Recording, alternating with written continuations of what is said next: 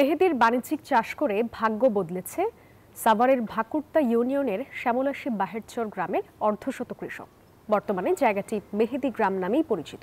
বিস্তারিত জানাতে যুক্ত হচ্ছেন সহকর্মী নাজমুল হুদা। নাজমুল, মেহেদি চাষে সেখানকার কৃষকরা কেমন লাভবান হচ্ছেন? সাদিয়া, আপনাকে ধন্যবাদ। আপনি যেমনটি বলছেন, আমি রয়েছি ভাকুরতা এবং এই গ্রামটি বাহেরচর শলমাসী এলাকায়। এই এলাকায় মেহেদি পাতা চাষ হয় এবং মেহেদি গ্রাম নামেই কিন্তু পরিচিতি পেয়েছে।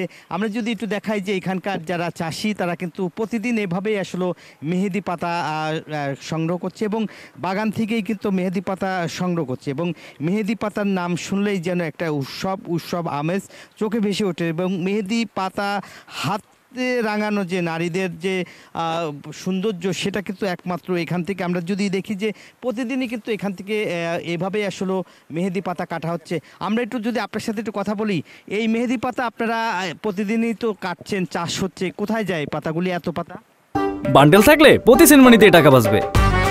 বিকাশ সেনমানি বান্ডেল কিনে জিতুন প্রতি লেনদেনে। এ তো ঢাকা শহরে যায়, তো ধরেন রপ্তানি, রায়বাজার, 1 নম্বর, এই যে সমস্ত জায়গায় যায় মাল বেশি।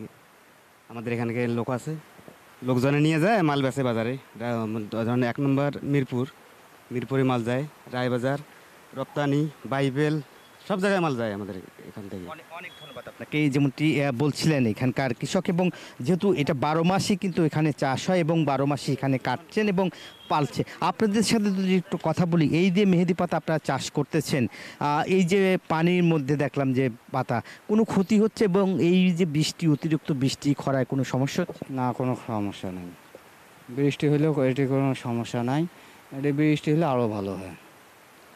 আমার বৃষ্টি হলে ঘাস টাছগুলো একটু নিলে অসুবিধা হয়, মেহেদি কাটারও সুবিধা হয়।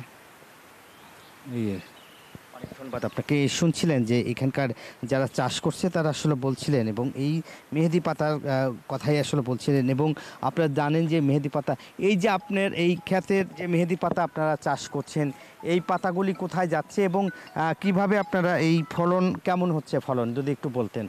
ভালো হচ্ছে, ফলন ভালো হচ্ছে, কিন্তু ওই ঢাকা শহর যায় তো, এই বিভিন্ন দেশে দেশে যায়, এখানে ব্যবহার করে। আর আল্লাহর রহমতে এটি মেহেন্দি পাতা কোনো বেদালের মেহেন্দি পাতা না, অনেক আসল।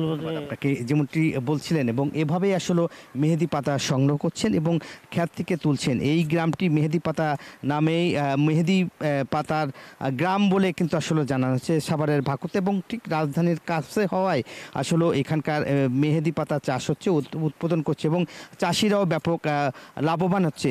অনেকেই আসলে এই পাতা বিক্রি করে সংসার চলছে। এর মধ্যে আমরা যদি দেখি যে অন্য ফসলের তুলনায় মেহেদি পাতার। নাজমুল, ধন্যবাদ আপনাকে।